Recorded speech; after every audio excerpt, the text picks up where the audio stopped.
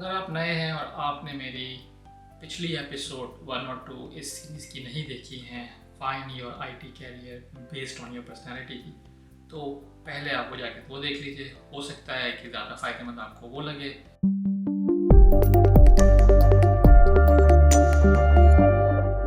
इसमें हम बात करेंगे एपिसोड 3 में द प्लानर्स। तो प्लानर्स ए हमारी आईटी फील्ड में हम बोल सकते हैं project manager, product owner, scrum master, कुछ भी बोल रहे हैं। अब बहुत से लोग जो है इस कैटेगरी में आते हैं जो लोग बिल्कुल भी चाहते नहीं हैं कि वो लोग टेक्निकल हों, ठीक है। तो अगर आप उन लोगों में से हैं जिनको मज़ा आता है चीज़ें ऑर्गेनाइज करने में, कोई चीज़ प्लानिंग करने में, चीज़ें प्लान करने में, मैं पार्टी प्लानिंग की बात नहीं कर रहा लेकिन वो भी चलेगा, टीम्स को मैनेज करने में या टीम्स के साथ काम करने में, उनको लीड करने में, तो ये जो है आपके लिए है। इसका नाम है द प्लानर।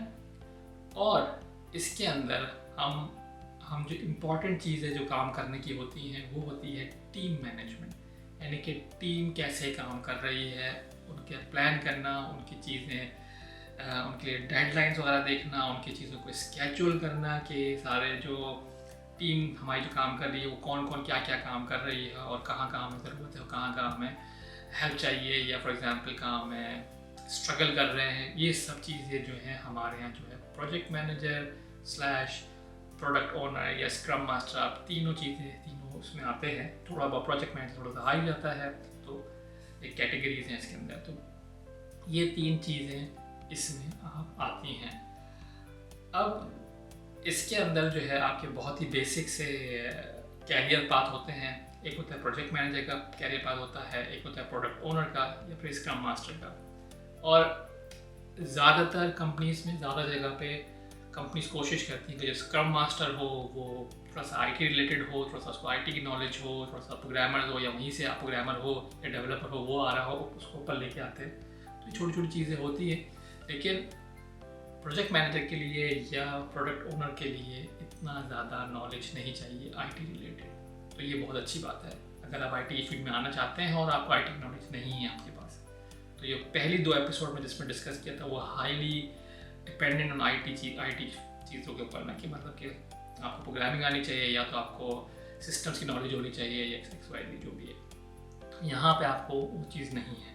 हाँ, यहाँ पे डिफरेंट चीज़ है। यहाँ पे डिफरेंट चीज़ इस तरीके से है कि आपको फिर नॉलेज होनी चाहिए डिफरेंट तरीक़ों के ऊपर, different way of planning. For example agile methods क्या होते हैं, स्क्रम क्या होता है, ये सब चीज़ें आपको लर्न करनी पड़ती हैं। उसके डिफरेंट कोर्सेज होते हैं जो कि आप कर सकते हैं।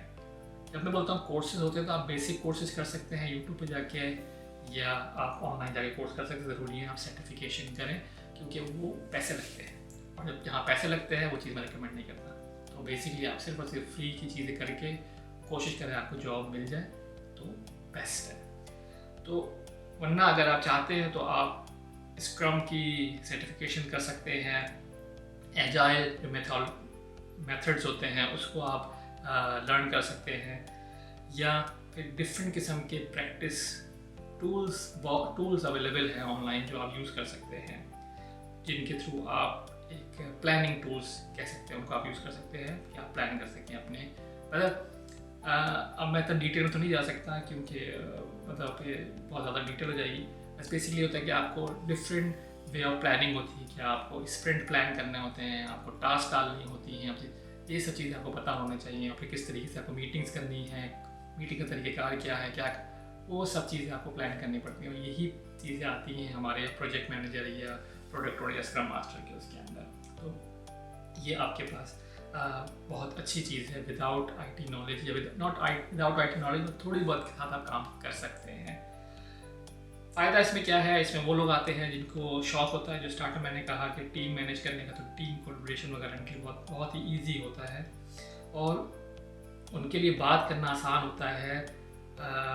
कस्टमर से, टीम से उनका कम्युनिकेट करना, उनको सारे मतलब कि जो उनकी प्रॉब्लम्स है उनको सॉल्व करना, किस तरह सॉल्व करना है, या कस्टमर से बात करनी है, उसको अंडरस्टैंड कराना है कि प्रॉब्लम कहाँ आ रही है, क्या हमें हेल्प चाहिए, जो भी है वो अगर आप डील करना होता है आपको। और फिर आपको बहुत ही ज़्यादा नॉन टेक्निकल होके, हम सिर्फ नॉन टेक्निकल नहीं होते, लेकिन आपको समझना होता है जो टेक्निकल चीज़ें को समझना होता है नॉन टेक्निकल वे में, अब क्योंकि वो कस्टमर को समझ एक्सप्लेन करनी होती हैं, यानी और या तो फिर बहुत ही हाई लेवल पर आपको एक्सप्लेन करना होता है, बताना होता है कि भाई ये प्रोजेक्ट में क्यों प्रॉब्लम आ रही है। फॉर एग्जांपल अब ये तो नहीं बताओगे ना कि आप यार उसमें इतना बड़ा बग आ गया है तो वो सॉल्व नहीं हो रहा है या टेस्टिंग फेल हो रही है। आप बेसिकली बहुत ही हाई लेवल पर जाके आप चीज़ें एक्सप्लेन करोगे, टीम मतलब के हाई लेवल पे लोगों को एक्सप्लेन करोगे, ये आपको आना चाहिए।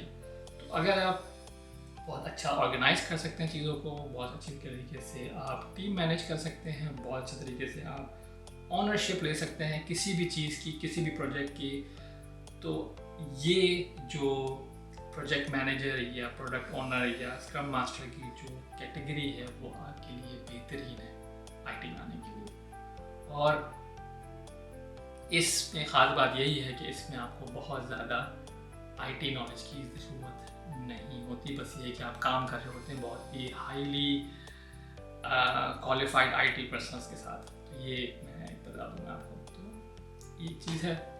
बस ये था इस एपिसोड के अंदर, और नेक्स्ट एपिसोड जो कि फाइनल एपिसोड होगी उसमें मिलते हैं। अपना बहुत ख्याल रखिएगा, दुआओं में याद रखिएगा। अल्लाह हाफ़िज़।